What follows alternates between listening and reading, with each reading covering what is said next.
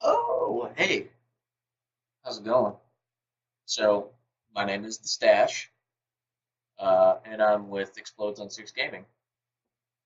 So, if you click this, you probably are asking yourself if you haven't already experienced it and you're just looking for more information. There's also that too. But what is Warhammer 40,000, right? So, whether it be the universe or the tabletop, which that's what this is mostly going to focus in on, then you come to the right place. So, but before I get into that, I kind of want to get into a little bit more of who we are and why it is that we do. So, the bulk of our membership essentially is all around the country. So we all don't live in the same state. We don't really, well, few of us do hang out with each other on the weekends, but the majority of us don't because we all live in different parts of the country. So can't be helped. But the bulk of us, we got into 40K because we were just like, a bunch of like-minded people were like, oh, hey, years and years back it started, man, I'm bored this weekend. What do you want to do? Oh, no. Oh, hey, let's go to that gaming store down the street, right? At least that's how it started for me. So when I went there, this is back circa 2007, so over 10 years ago. It seems like yesterday, too. So we roll in,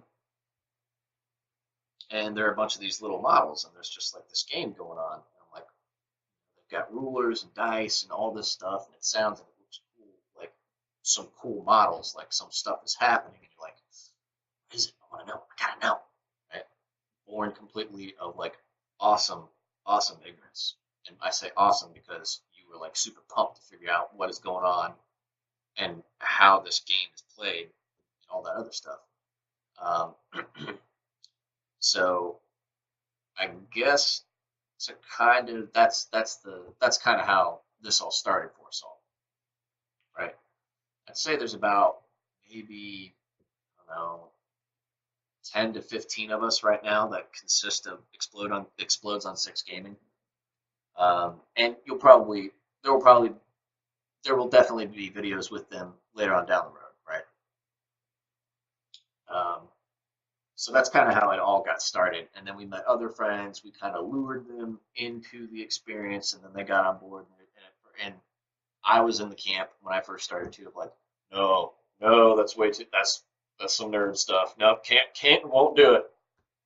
And then my buddy bought me a 10-man box of Space Marines, and he's like, hey, I got you this now. You're gonna have to paint it now. I'm like, bro, I hate you because it's Christmas time. Fine, I'll do it. I will just do this one box just to get you off my back. And now, 10 years later, I have probably about a 10,000 point list of Nova Marines. So that's saying something. But we'll get into that a little bit later. So I guess the direction I want to take this video, after rambling aside, is kind of talked about who we are, what it is that we mostly do right now. We're looking to expand into other kind of gaming avenues, like a little bit of magic, a little bit of this, a little bit of that. Try to diversify, if you will. But for right now, it's the bulk of what we do is mostly 40K tabletop. So, kind of talked about why it's awesome. Didn't really necessarily talk about what it is. So I guess we'll start there. Warhammer 40K. You can look all this stuff up on the internet in our modern day and age. It's a good resource. It got started in the 80s, and it basically kind of, in layman's terms, from an outsider looking in, if you look at it now, you're going to think like, oh, well, that kind of looks like Risk, but it also kind of looks like chess, but it also kind of looks like StarCraft without a computer. So, bottom line, the current iteration of the tabletop game is kind of like a hybrid uh, between a real-time strategy game. Obviously, it's not real-time because it's all analog and physical pieces that you move on a tabletop. and very, very loose comparison, but a role-playing game kind of, sort of, sometimes not really, depending on the scenario. Later videos on that. So the current version of the game uh, has millions and millions of players. It's really taken off in the last couple of years, or not even taken off, I should really say, been revived in the last couple of years because it was going downhill. But with this latest iteration and this latest edition of Warhammer, hell of a lot of fun, hell of a lot of fan base. So if you're wondering if it's just like for nerds and stuff, no. Like, honestly, I've been surprised when I run into people that are like, "Oh yeah, 40K." I'm like, "You play 40K? I play 40K." Awesome, right? So it's a good conversation piece because there are basically three reasons that people get into 40K right now. So the first reason is for the lore, and the entire universe is incredible in its own right. There's a guy on YouTube that does a bunch of versus videos between different universes, like which universe has the best super soldier, which universe has the best armies, which universe has the best whatever, right? So there's one video, and kind of the poster child faction for the 40K universe is a faction called the Space Marines, which they're basically this universe's version of humanity's super soldiers. The universe itself is just incredibly expansive. There's at least 15, I'd say anywhere between, let me look. Yeah, there's probably at least 15 different factions in the tabletop that you can play as, right? So that's not just armies, that's races.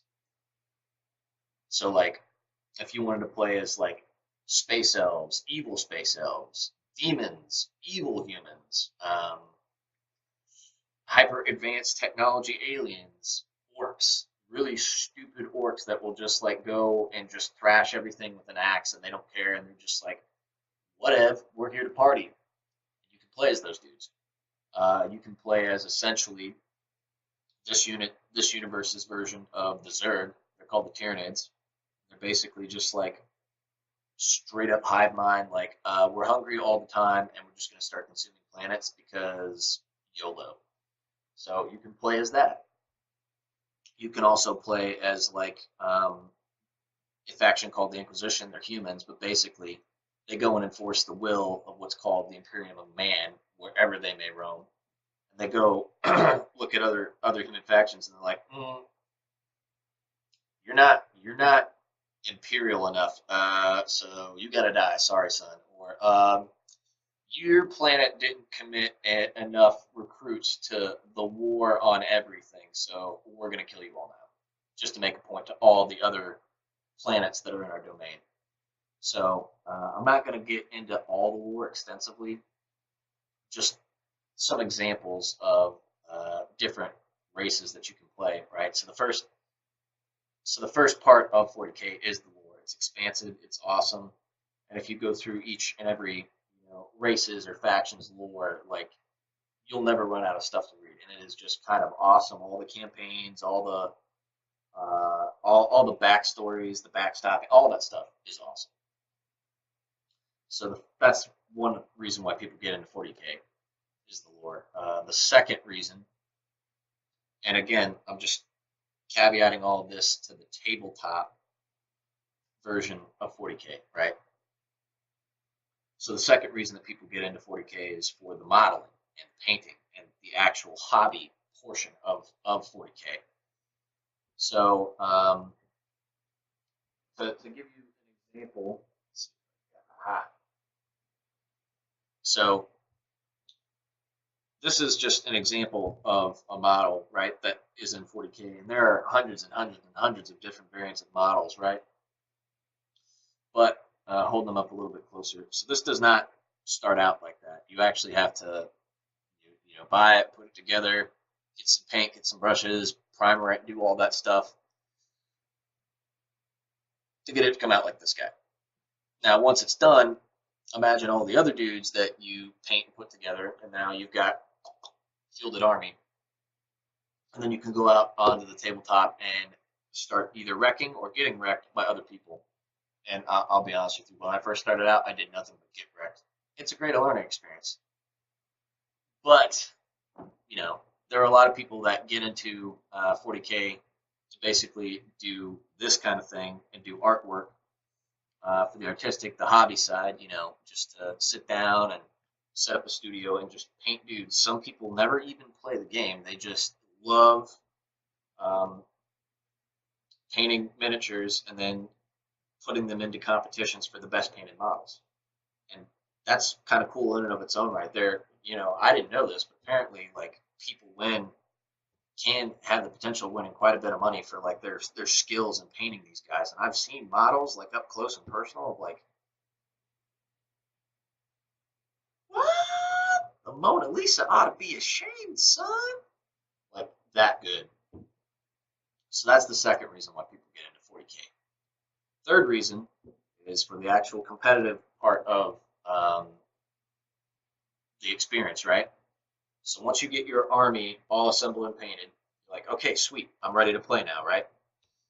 Um, so then you can either host a game at your place with other people that play 40K, or you go down to like a local gaming shop that will have it like, you know, every weekend, or just like, hey, first come, first serve. Hey, whenever you guys are free, we're having a 40K day.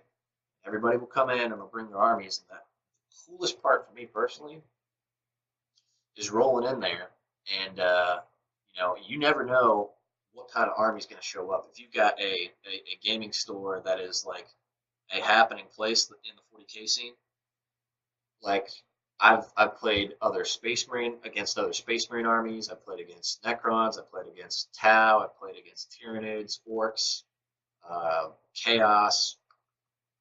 What else? What else? Oh, Harlequins, which are just like these evil, evil, evil, heinously, incredibly, insanely hard, stupid space elf army that you have to try and fight, and you can't because they're just like rules. No, we don't play by those. And that's literally their rules in the game. Like, how do you fight that? I'm still wondering that myself to this day. But just the huge diversity in this game from a tabletop perspective, you roll in there, you never know what you're going to face. You're always having to, like, you know, it could come down to a dice roll because it is a dice game that determines the outcome of a game, or you could just be getting your ass handed to you and you're like losing your model count. You're like, how am I winning? And here's another cool thing about this game. You don't have to eviscerate your opponent to completely stomp him out. Because the way you win is off of something called victory points.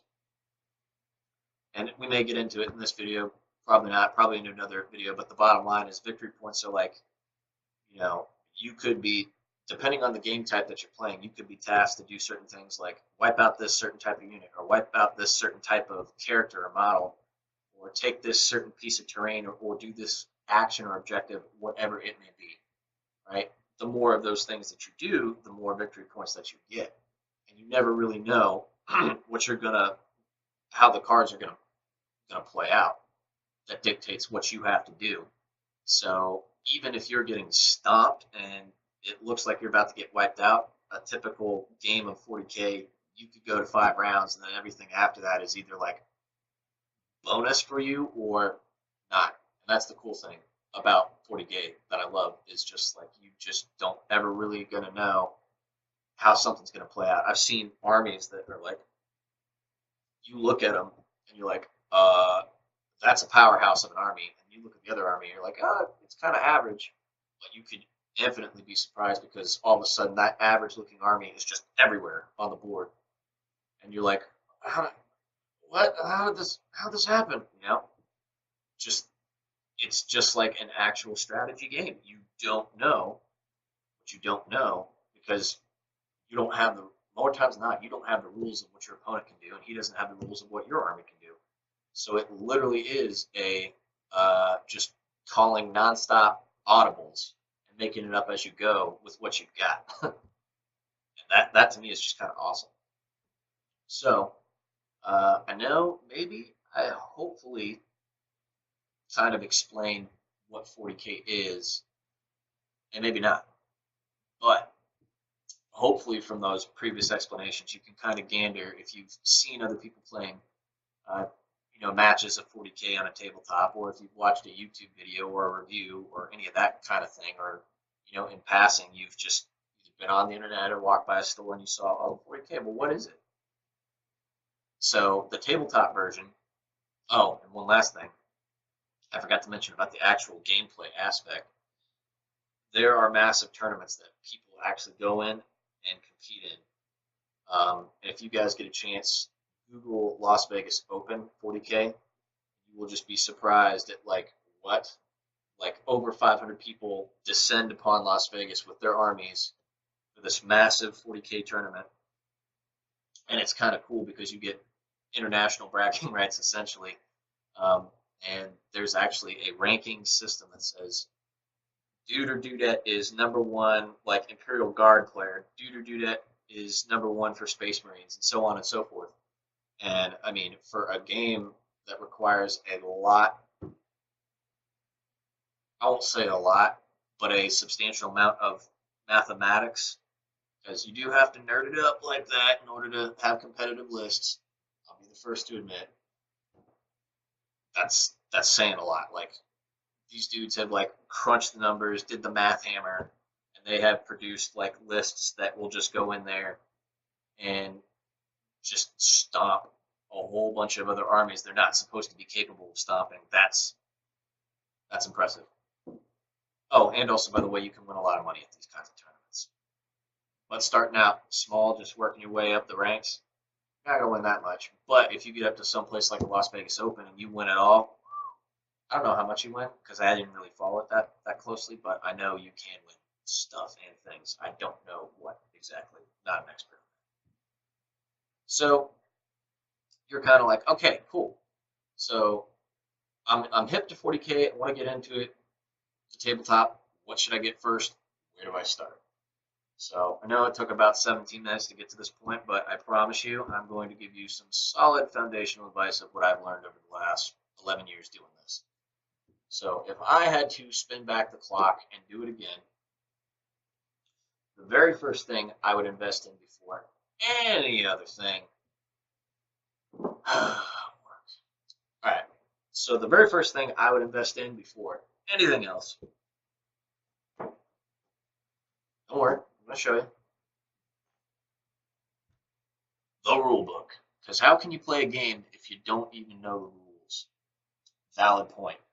So I think when these first, if you get one of these new, and you can either get it off the Games Workshop, or if you have a gaming store, they're probably going to have a copy.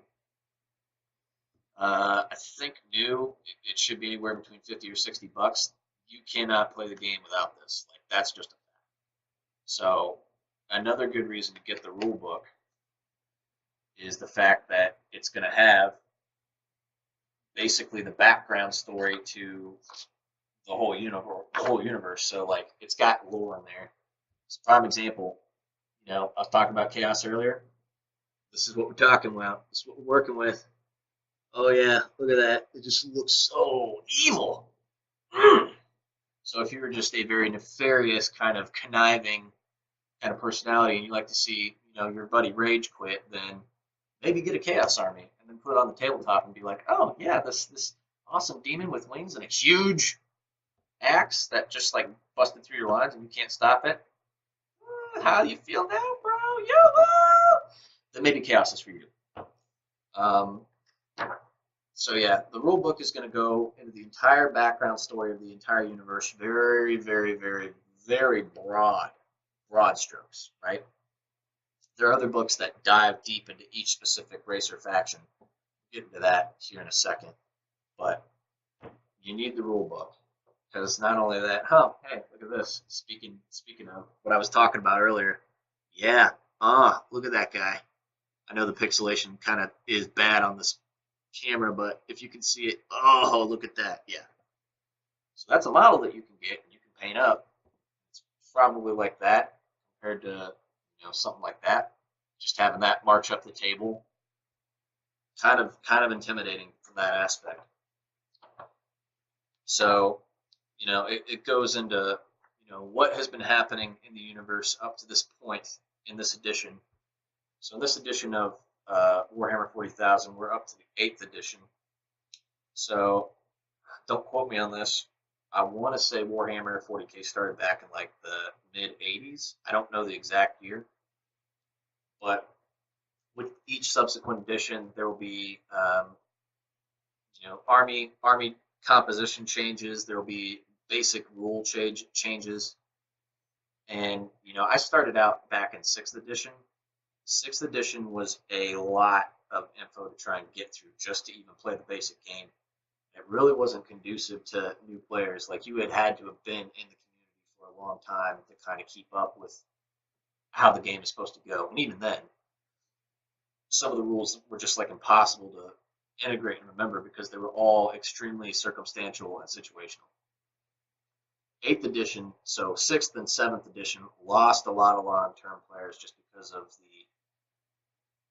the frustration people felt because the rules were so hard to learn and get down, and just the gameplay mechanics were just so onerous and just inefficient, more or less. So then 8th edition came out. My understanding is that Games Workshop had a new CEO come to the forefront of the company, and he rolls in, and he's like, all right, so our flagship product, Warhammer 40K. So what's it about? Well, we got these books, we got these rules, and all this other stuff. And he started getting lost by his staff. He's like, no, time out, guys. You lose me, all right? How can we make this simpler for a guy like me who want to be into this, make it easy enough to understand and mentally digest the rules and want to play this? So then they came up with 8th edition, and they scrubbed a lot, and I mean a lot of rules. So even when you look at 8th edition now, if you've never played Warhammer or you've never even read the rule book, it's gonna seem like it's a lot, but trust me, compared to 7th and 6th edition, this is like the simplest the rules have ever been, and this is the easiest way to teach somebody. It's just straightforward for the most part. It's simple. There are little quirks here and there that you kind of have to get used to, but nowhere near as bad as 6th and 7th. I'll tell you that. Yeah. So you get to an actual point in the book where it actually does have the rules. So when you get to the part of the book that says core rules, read on from there. Because that's basically going to tell you how to play the game. And if nothing else, if you're starting out, number one, get the rule book. Number two, just read the core rules if you just want to just get down to business and start playing. So there are 3 basic phases of the game, right? You've got movement, psychic, shooting, charge phase, and then morale phase. Charge, attack, and morale. 6 phases. Yeah, 6, right. Make sure I didn't put my foot in my mouth. Yeah. So movement, psychic, shooting, charging, fight, and morale. So just to kind of do a short synopsis, movement phase, it is what it is. You move pieces when it's your turn. And each model, each unit will have different movement, and they'll have different rules within that movement, and they may have some cheeky rules within that movement. Like one unit may not even be on the board, and you're like, well, how do I move it if it's not on the board? Easy, because you do something called deep strike. And instead of having it start on your side of the board, you're just like, watch this, it's just going to shoot down from space into your side of the board. What? And then all of a sudden your guys are there, and your opponent's like, and then they just lose it because they're like, that wasn't a part of the plan, bro. So movement is your first thing. So shooting, sorry, not shooting. Movement, psychic phase is your next phase. So basically think of like futuristic wizards and stuff. Basically what it is, but they call it psychic because it's mind bullets that you're shooting. Essentially is what they want you to take away from it, and some other things too.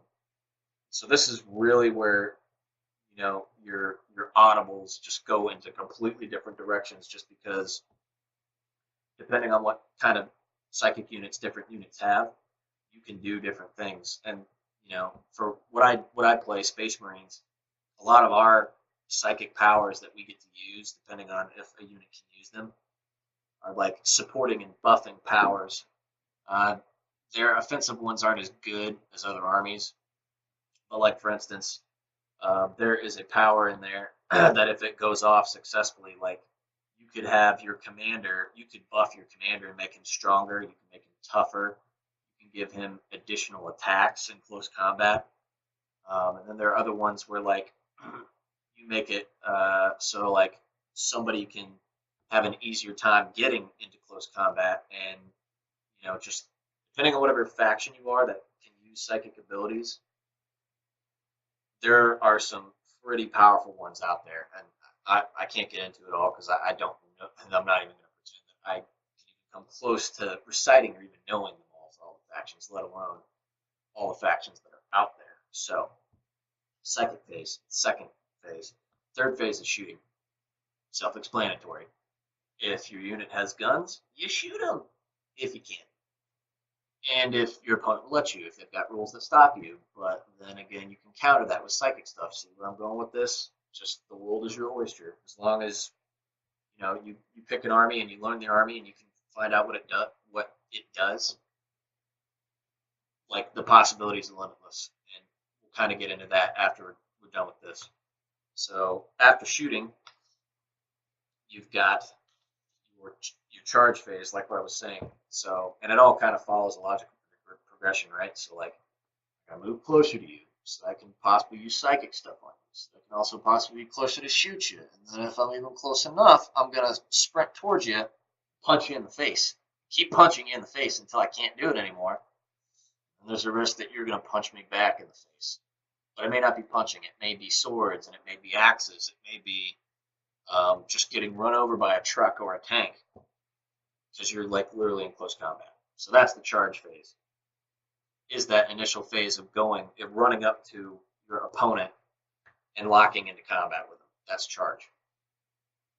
Fight phase is when you actually do the fixed punching, right? Self-explanatory there as well. So then you have something called morale phase, which is the last phase for your turn. So morale is, let's say you have a unit of 40, right?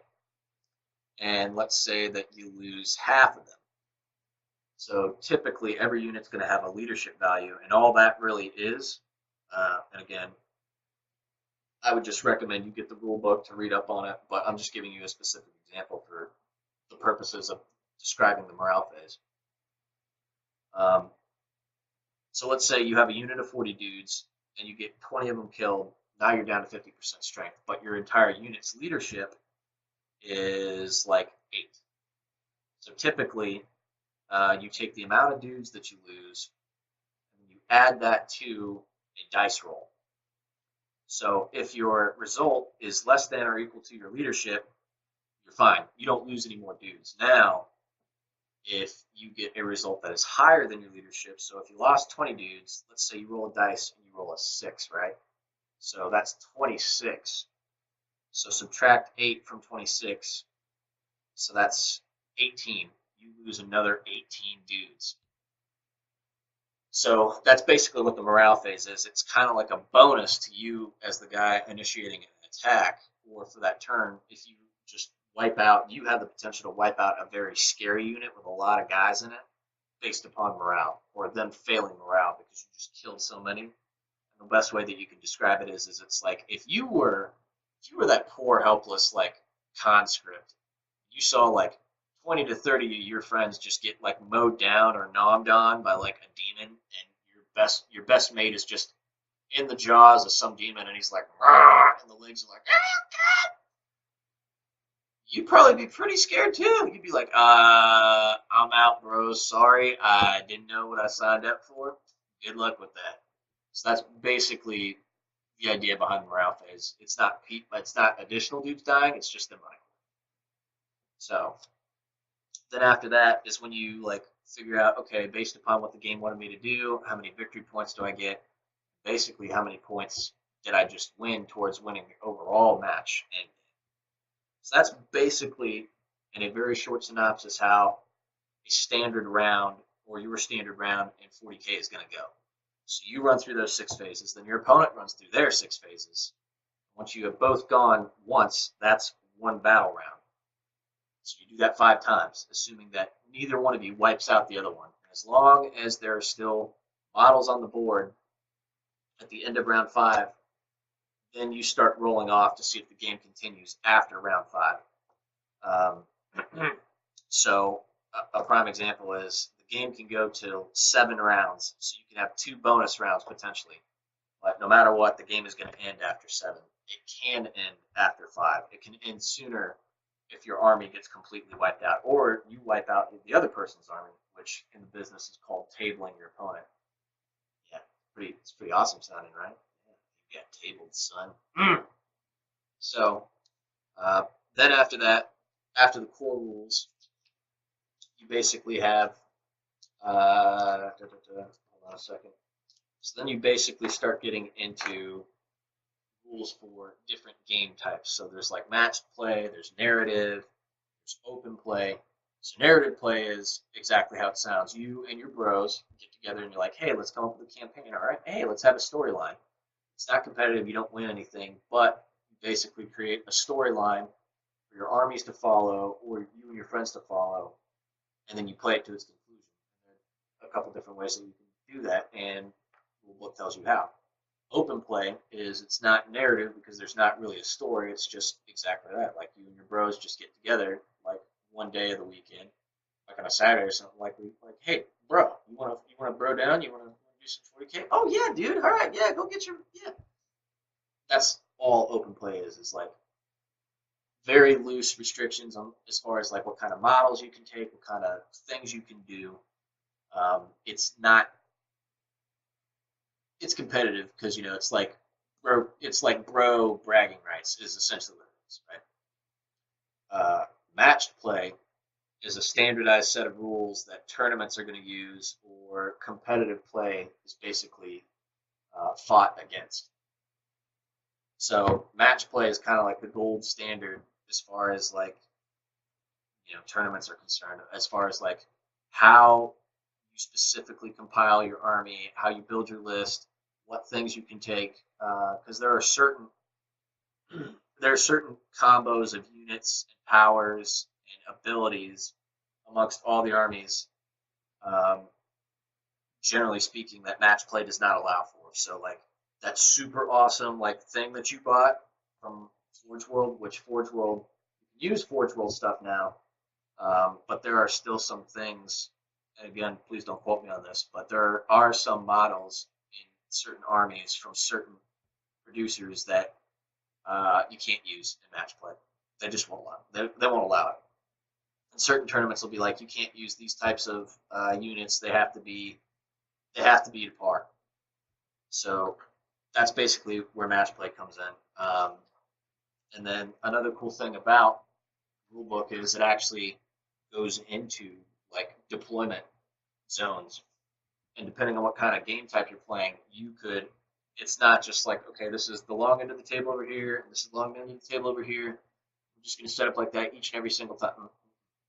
This is another part of the ambiguity, the fog and friction of war that you can't really account for in the game, because certain game types will say, hey, roll a dice, and out of these 6 deployment zones, that's the one you're going to do. Other ones are just straightforward, like, no, like to play this game type, you take this kind of deployment. So, and there are a lot of different game types. So I'll give you a prime example. I'll just read one here. So Eternal War, Secure and Control. The armies, each player selects a battle-forged army and to an agreed points limit. We'll get into what battle-forged is here in a second. Battlefield, create the battlefield and set up terrain. So if you've got fabricated terrain, if you bought like a terrain set to use, great.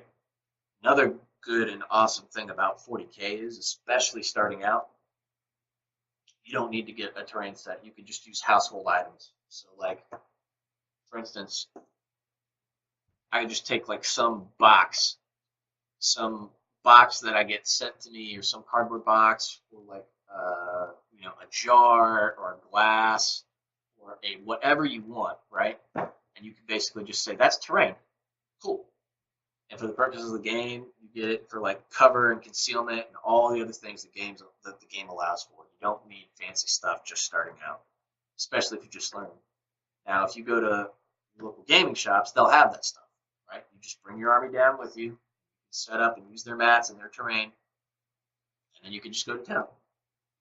Deployment. The players roll off. Whoever rolls highest determines which of the standard deployment maps is used in the battle, like I said earlier, and picks one of the deployment zones on the map for their army. Their opponent uses the other deployment zone. Sounds self-explanatory. Then it will get into first turn, who goes first, yada yada. Battle length. Again, at the end of battle round 5, the player who had the first turn must roll a d6. On a roll of 3+, the game continues. Otherwise, the game is over. At the end of battle round 6, the player who had the second turn must roll a d6. This time, the game continues on a roll of 4+. Otherwise, the game is over. The battle automatically ends at the end of battle round 7. Sort of a signal, right? And in each of these game types, it specifies that, right? It specifies all the things you need to know about that specific game type. Then you set up, you do your thing, and then you start. And that's basically how the game goes. The last thing I'll really get into, and this is kind of more critical for if match play is your thing, and you can even do this for open play as well, is a battle-forged army. So what exactly does that mean, right? Now, a lot of people are thinking like, oh, well, I'm just going to be one faction. That's fine. Yeah, great. Cool. For most people, this isn't really going to be a concern, but there are going to be other people that are like, well, I know the Imperium of Man has a lot of things and a lot of different factions and a lot of different dudes, and I want to mix and match. You can still do that. Just understand you may not have a battle-forged army. Battle-forged armies are typically of the same faction. Whatever your number one commander, your warlord is going to be, has to be from the faction that you're going to be using as your battle-forged army. So, prime example, if I had a majority Space Marine army, right, that's my battle-forged army. So, I get the most amount of benefit gameplay-wise by just staying Space Marines. And that's, a lot of people hold that same sentiment as well. There are other people out there that will mix and match. For instance, I want to say there is some powerhouse list in a tournament that had like half Blood Angels and a half Imperial Guard. Do that. Just understand you're going to give up some things to gain some things. Is basically all that is. All right, so battle-forged army.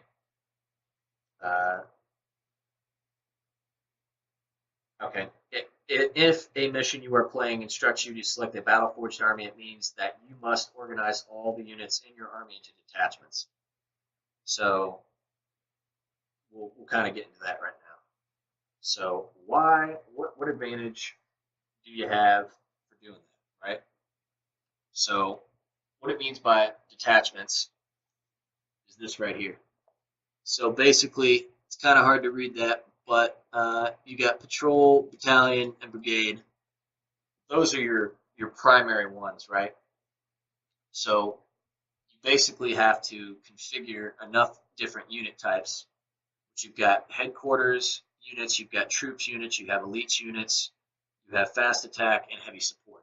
Those are your 5 different flavors of types of units. There are other supporting types like flyers and super heavies, but those 5 are the basic bread and butter of any army, really. So if you build the different detachments, like patrol detachment, you only have to take 1 headquarter and at least 1 troop choice. And technically, you have your detachment. You don't get any bonuses for it. Now, if you do battalion detachment, which is 2 headquarters and 3 troops, you get 3 command points. And at that point, you do have a battle-forged army, and you get just 3 points base for having a battle-forged army. So you're up to 6 command points at this point. Now, command points let you do special abilities based upon your army. There's some generic ones, like each of the 6 phases, you can spend a command point once per phase and re-roll 1 dice. So let's say you fail something, right? You're like, oh, that sucks. Previous editions, unless you had a character or a special army ability that lets you do that, you're kind of screwed. You just had to take it. But the dudes and dudettes at Games Workshop are like, you know what? We think you should be able to change your fate just once per phase. You feel lucky? So now you got the option. Now you got the chance. So you spend a command point, and you can reroll that dice that you failed, and you can pass it. And trust me, like there's no greater feeling than you being like, oh, I'm so glad I passed that. That would have ruined my entire momentum of my cheat in my game. It would have been ruined. And that look on your opponent's face where they're just like, because you also screwed up their plan too. So, karma. Um, then you got the big hitter, brigade detachment. So typical games are about 2,000 points each.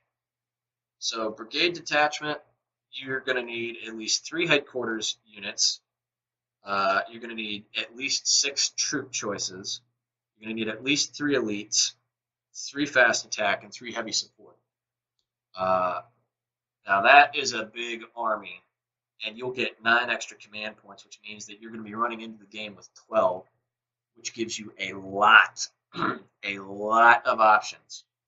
So you've got extra boom and extra schlitz to spend. So if you keep running into scenarios where you're like, man, I really don't want that roll for that 1 dice, you got a lot of reserve. There are also other options where you can basically say, like what I talked about before, where you've got 40 dudes and you lost 20 of them, and you're going to lose a lot more. There's something called insane bravery, where you spend 2 command points, you automatically pass a single morale test. What? Yeah, that's invaluable for a lot of armies. So having that extra schlitz on hand, those extra command points, I can't even begin to tell you how critical that is. Now there are other detachments as well. So if you don't have enough models, or a lot of people don't shoot for brigade. So a lot of people, what they'll do is they'll go battalion, and then they'll have all these other supporting detachments. So you'll have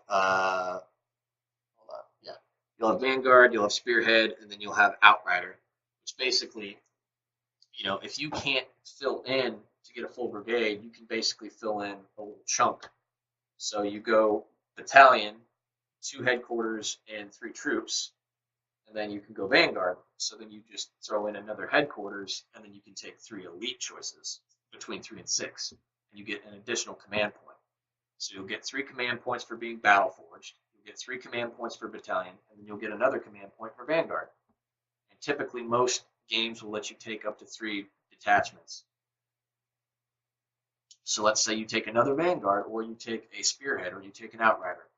That's another command point. That's also another headquarters choice you have to take, in addition to the 3 other unit types that you would have to take that detachment.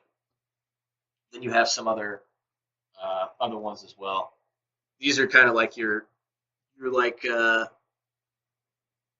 this is the option that you take if you're like, I'm really going to lay the hurt on you now because reasons.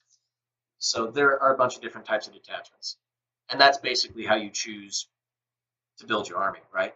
So now that's the first thing you do. And that's one of the reasons why I say the very first thing that you get is a rule book, and you read it, right?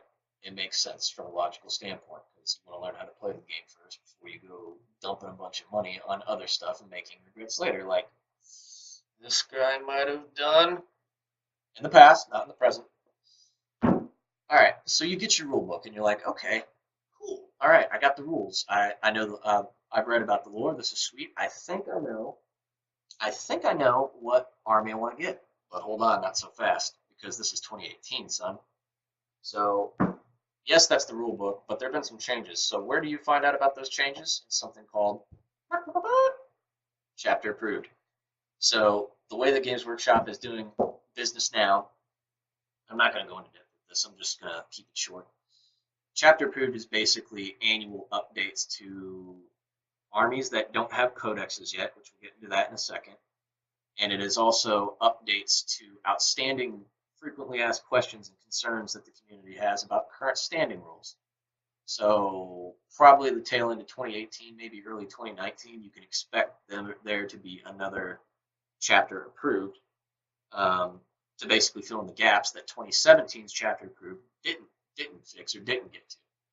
So it is a more refined and more complete, I won't say understanding of the rules, but it fixes things as it goes, which is cool, right?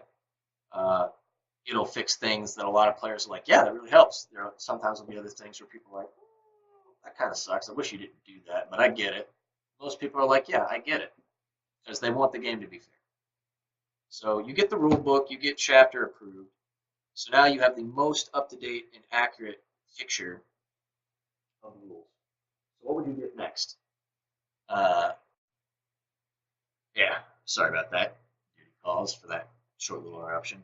Where was I? All right, so get the rule book, get chapter approved. So then the next step, what's the next thing that you get? Again, I'm going from the perspective of the things that you absolutely need, but also trying to keep this as cheap as possible for you to start out. So I'm just going through a few tips and tricks. Take it or leave it, your choice. But this is just, if I had to do it over again, this is what I would do. So again, dealer's choice on which route you go. Anyway, so rulebook, chapter approved. So once you've read those two things, you have a general idea of what army you're probably going to want. So what's the next step in order to realize that 40K tabletop mini wargaming dream? Well, you go out and you get that army's codex.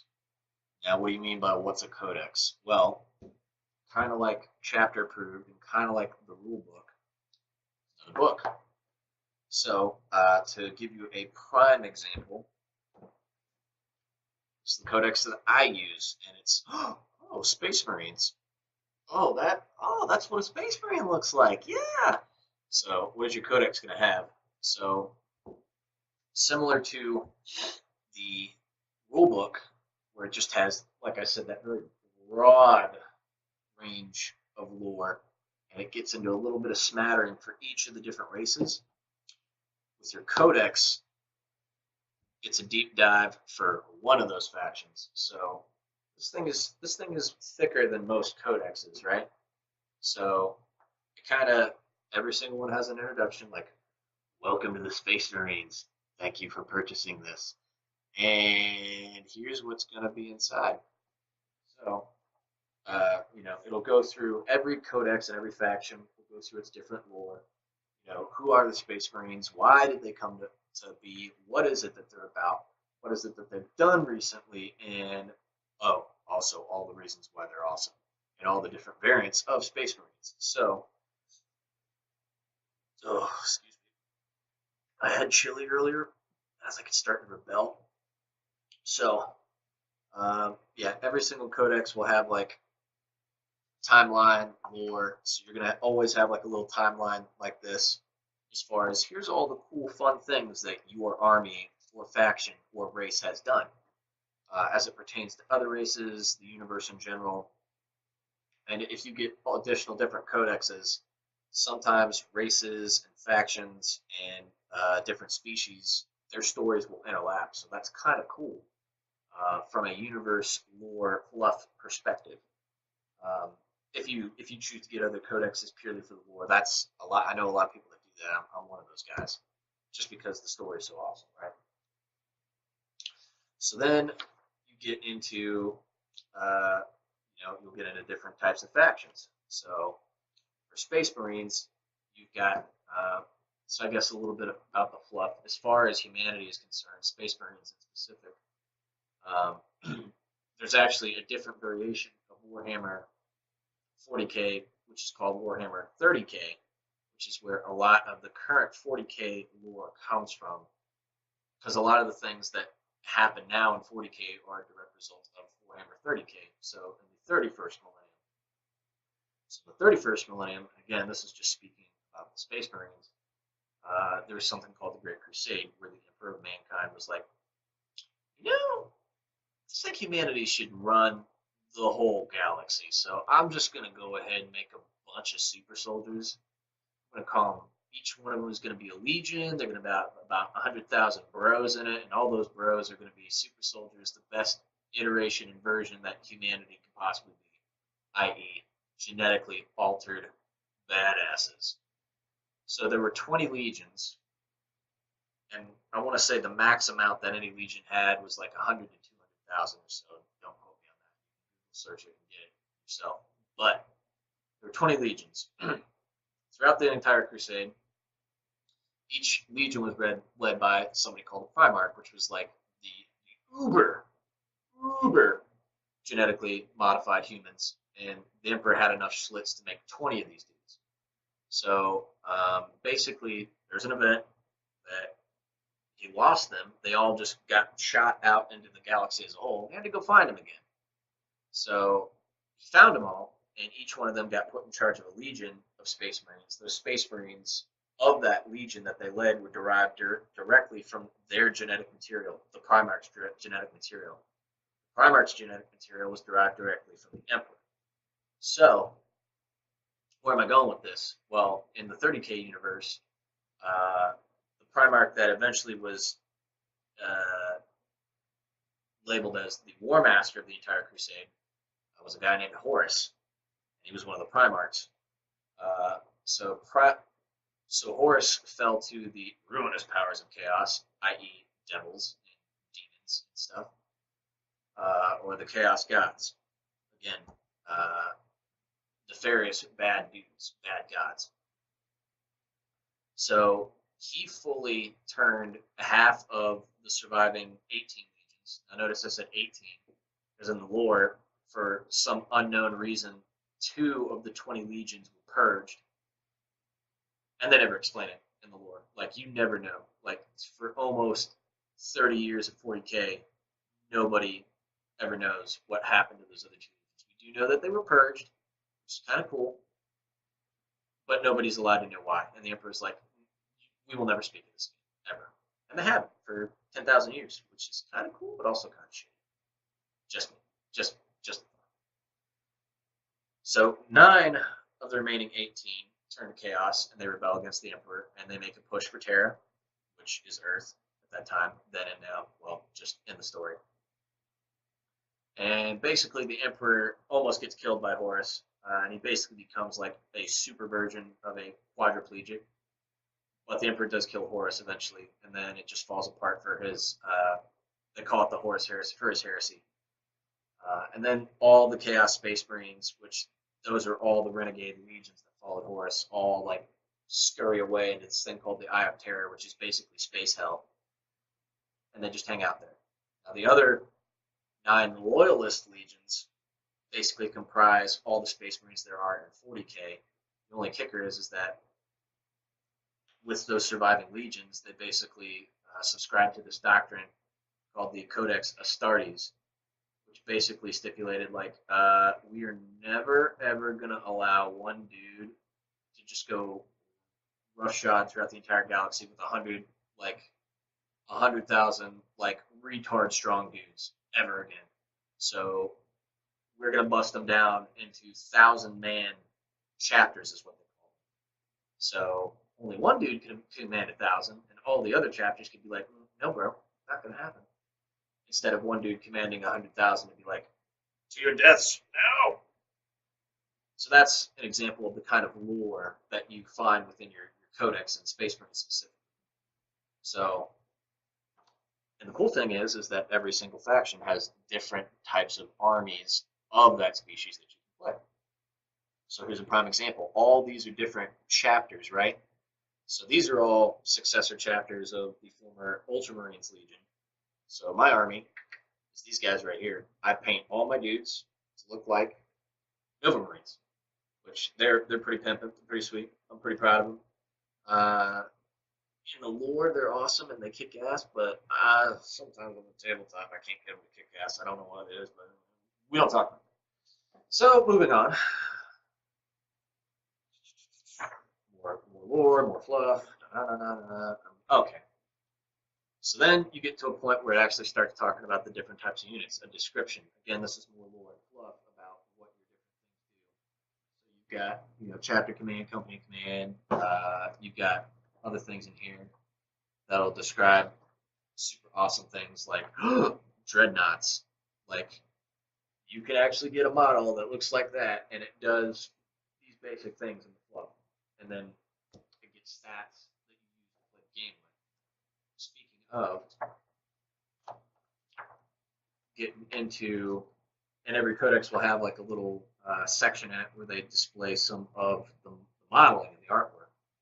So this is basically some models that GW has done up for their codexes, so it can give you a basic idea on how to paint your guys up, make them look awesome. And it does take some time and some practice. And here's some other examples of different chapters. So obviously these dudes look different than the previous dudes that I showed you because they are from a different legion, essentially, from a different dude's genetics. Although they do relatively the same thing as most Space Marines, they have different rule sets and different like special abilities because of that. So if you choose to play a different Space Marine chapter, you can draw different abilities and derive different benefits versus playing Ultramarines, which is, I hate to say it, but they are Game Workshop's flagship faction, if you will. They just have this obsession with the Ultramarines. And a lot of people hate the Ultramarines because they're not conformists and they don't like them. So the important part for why you get the codex is here, and that's for data sheets. Now this is where it gets into super math hammer, because you need the data sheets to be able to tell you the actual profile of the units that you want to take into the game, right? So it'll tell you anything from like, okay, what do I have to roll to hit something? What do I have to roll to wound something? What does my guy have as a defense? What's his toughness? What's his strength? How many times can he attack in close combat? And what do I have to roll to get an armor save with the guy, or any other different kind of save that could keep your guy from dying? So those data sheets, they are critical as far as you deciding, okay, what models am I going to buy? What's my strategy? How am I going to build my army? How am I going to get the right pieces and parts to get the kind of synergy that I want to go into a tabletop match with to be able to hopefully win some games? These data sheets will tell you. They'll give you the information for you to be able to make a decision on your own to do that, hopefully. And again, you build it off of the rule book as far as battle-forged armies and detachments. So, prime example. So if you look at the description of the captain, you see up here, there's a little skull icon. Typically, skull icons are the icons for headquarters choices. Now, if you look at something like an apothecary, see how that's different?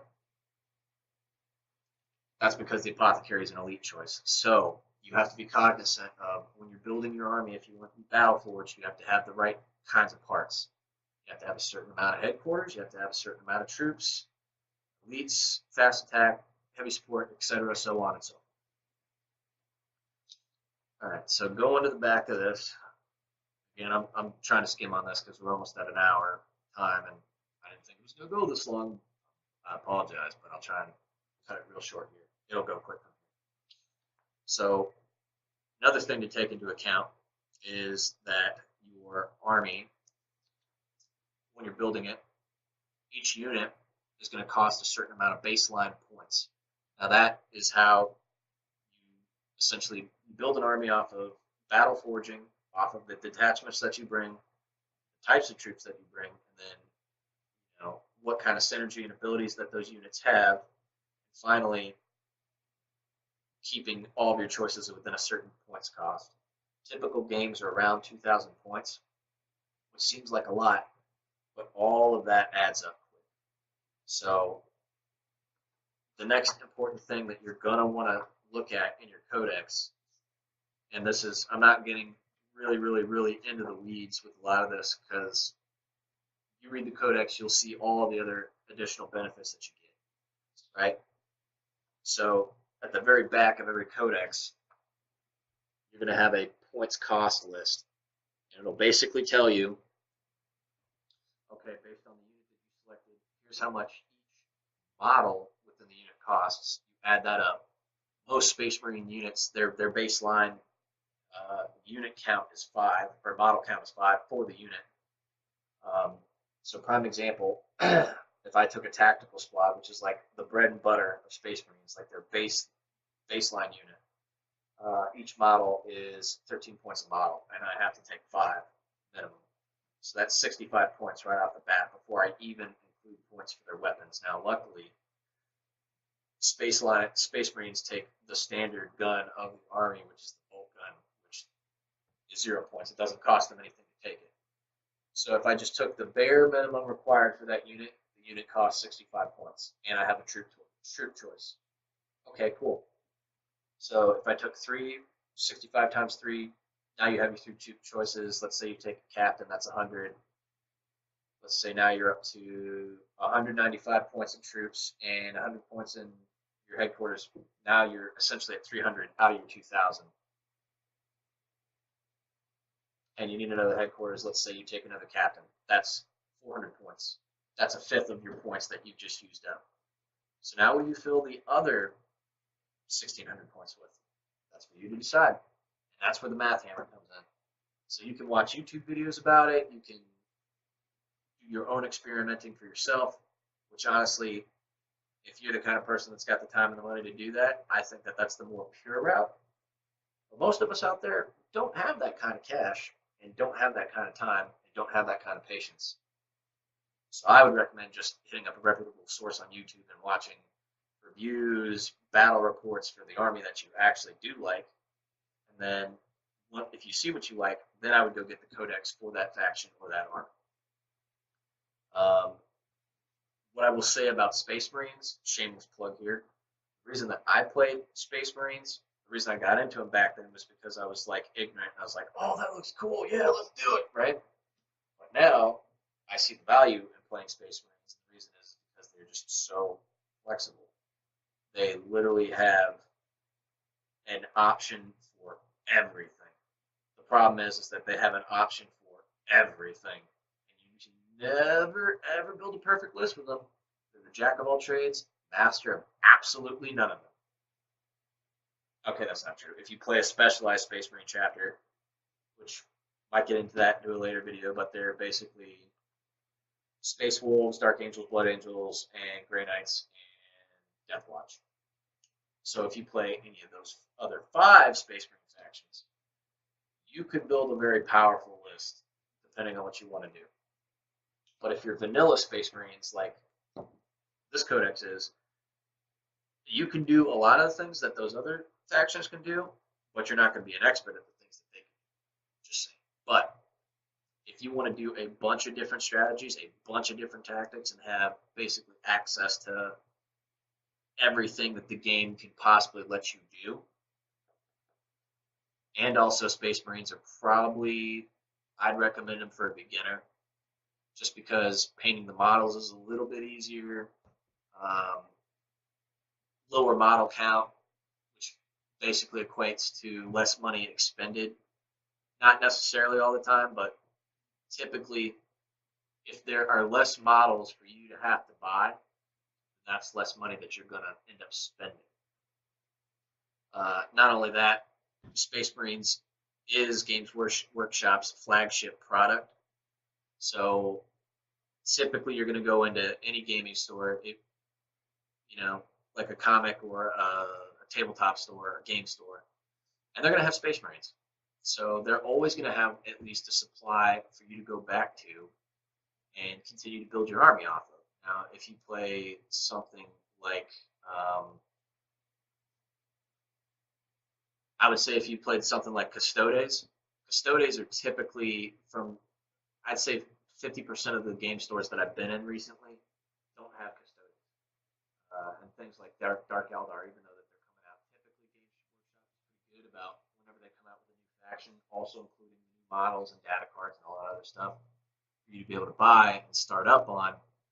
But I would say hands down, if if you wanted to get into 40K and you wanted to have a reasonably low model count army, a little bit slightly eliter army, and an army that can kind of do everything kind of well, I'd say go with Space Marines. I mean, they've got pretty good stats compared to other armies. They can do a lot of things that other armies can do. And they basically, if you do it right, they can be extremely flexible. Which again, that's why I like them. Okay, so you got your rule book, you got chapter approved, you got a codex, which basically means you've either committed to an army or you're like mostly committed and you're like, all right, I'm going to do this because it seems like an easy army to learn, and then I can go get serious with my other army, right? Again, these are just the bare essentials to get started. And another thing I forgot to mention, getting these things, you can save some money by, if you're lucky, your shop will sell used stuff. The shop that I go to, I was able to pick up some books and some indexes for like 50% off because they were used and they were damaged, which basically meant like the cover had a tiny little dent in it. And they're like, oh, it's not perfect, so we gotta have a massive markdown, which is great for me. And I was just like, I will take it. I will take your table scraps. So you got your rule book, you got your chapter approved, you got your codex, assuming that your army has one. If not, you're going to have to get something called an index, which is a stopgap until your army comes out with a codex. What would be the next thing that I would recommend? Dice. Because you cannot play 40K without dice. And in addition to dice, I would say an equally important thing is a tape measure. Because you can't play without a tape measure, because everything's in inches. As far as movement, shooting, all that stuff. Range is done in inches. Yeah. So, get some dice. Doesn't have to be special. They're basically two varieties of dice, or I should say sizes. So standard 6-sided dice. Then you've got, smaller dice and larger dice. A lot of people that don't need to roll a lot of dice go with the larger dice because, one, easier to see, better feel in the hand. I don't know what the reason is. It's just personal preference. Me, I get smaller dice because you can hold more of them in your hand, roll. And especially if you have a certain weapon type or situation where you need more dice, again, smaller dice are easier to hold, and you can just pack a lot more in your dice bag. So, rulebook, chapter approved, codex, dice plus ruler. Sorry, not ruler. Tape measure, and it doesn't have to be anything fancy. Again, you could just raid your toolbox or just go to Home Depot and get a super cheap tape measure. All right, so we're up to 5 things. And I would say that is the absolute bare minimum you're going to need to get started. Now, you may be saying, well, why didn't you say what models to buy? Well, first of all, that's your choice. Second of all, I could give you my recommendation on Space Marines. I'm not going to, because that would take away from whatever your personal plan is for how you're going to start your army. And in addition to that,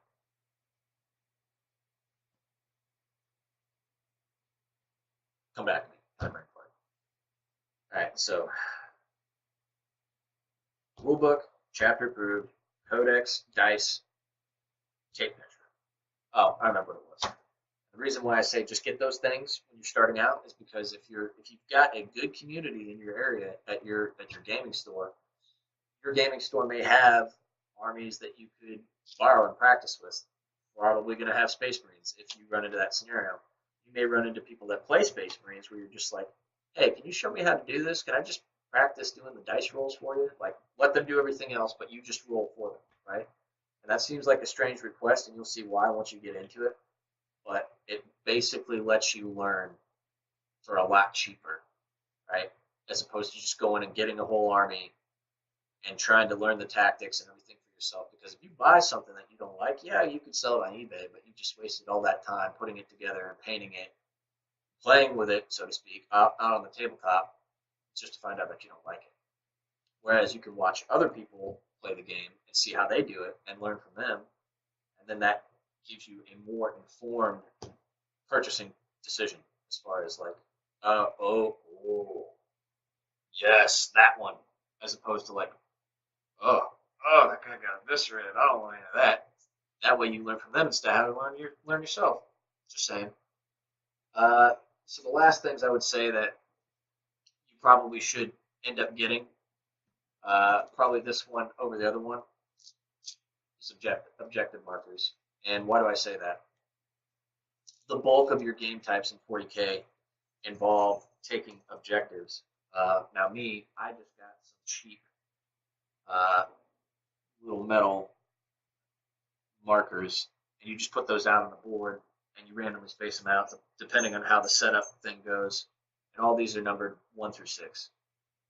Now these are kind of cool because they basically mimic the Space Marine chapter that I use. Their symbol that ends up on their shoulder pad. So that's another little cool thing about 40K is that you can customize your tabletop identity, I guess is a good way to put it. So for me, my army is Nova Marines, so all my other associated stuff I try to match with like the star or the skull and the sunburst for their chapter symbol. So that's what my objective markers are. So it's just kind of like a shameless plug for like, yeah, my dude's awesome. So rule book, chapter approved, codex, dice, tape measure, objective markers. The last thing I would say that I won't say absolutely because a lot of these are in the back of your codex. Not everything within this, but your stratagems are and your psychic powers are. The only thing that I think won't be there, don't quote me, I think that they are back there, but just in case they aren't, the reason that you get these, so each faction is going to have their own data cards, right? Now, I use these because it helps me organize my gameplay. So data cards basically have 3 different sections in them. So you've got 7 psychic powers. So this is your 6 psychic powers that you can use plus something called smite. Everybody in every single faction, smite is the universal psychic power. So basically, you're shooting mind bullets at people and you're killing them, and they can't stop them like 80% of the time. So it's like free kills. Why wouldn't you do it, right? So you're going to have 7 cards in every deck that are your psychic powers if your army has psychic ability. Then you're going to have X amount of cards that are dedicated to your stratagems. So again, those things that you spend command points on. So what I do is, with both the psychic cards and the stratagem cards, I only pull out the stratagem cards that I have a chance or that I know with absolute certainty that I'm going to be using. And I just have them on the edge of the table so that I can see them. And at any point in the battle, I can go, I can look down instead of flipping through pages in a book, and I just see the cards. I'm like, that one, I want to fight for a second time in the fight phase. And I just pull that card and use it. That way, it's status tracking. So I know what I'm doing. My opponent can clearly see that I put a card out there, that I've used it, so he knows what I'm doing, and that I'm not doing any cheeky shenanigans. And it just helps me keep track of like the options that I've got game-wise, both with psychic powers and stratagems. With the psychic cards, I only put the ones on the table that I've given to my psyker to take for the match. That way I can remember, you don't run into a situation where you're like, did I give him Might of Heroes, or you don't run into that because the card's right out there and you can see, oh, this is exactly what he can use. So the most important reason why you get the data cards for your faction are for your tactical objectives. So basically, this is the quintessential part of the game where you draw cards, and the cards tell you to go do something or prevent your opponent from doing something, right? So, prime example. This one is defend objective 3. So you score 2 victory points if you control objective marker 3 at the end of 2 consecutive turns. So this is how you win the game. This is how you play the game, right? Now there are some other universal ones too. The big universal ones are Linebreaker, Slay the Warlord, First Blood.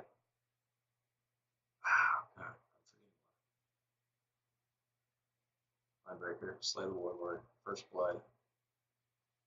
There's a fourth one. Somebody in the comments will bring it out. But those are ones that you don't typically find in this deck, right? So most games, not all games, and again, this is stipulated by the rules at the beginning of the game description in the rule book. Again, why you get the rule book. A lot of games you draw 3 of these cards, right? So for your turn, you're trying to complete these objectives, these tactical objectives. The more of them that you complete, the more points you're going to get. The more points you get, the more winning that you actually accomplish. So, yeah, that's about it, guys. Like I said, I'm not going to tell you what models to buy. That's within your purview. I'm not going to tell you how to build your list. I'm kind of giving you the broad strokes, even though it took like an hour and 20 minutes to get there. But that's just the broad strokes of how you start out in tabletop 40K. So kind of recap what we talked about. Talked about, Explodes on 6 Gaming.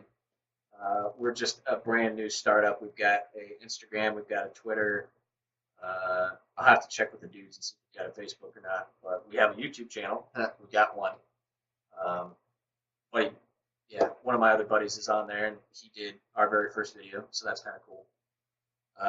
But yeah, if you guys have any questions, feel free to comment, like, and subscribe.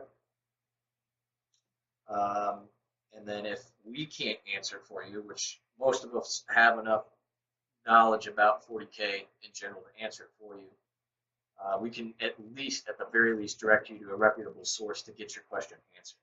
So other than that, thanks for stopping by. And this is Stache with Explodes on 6 Gaming. Have a good one.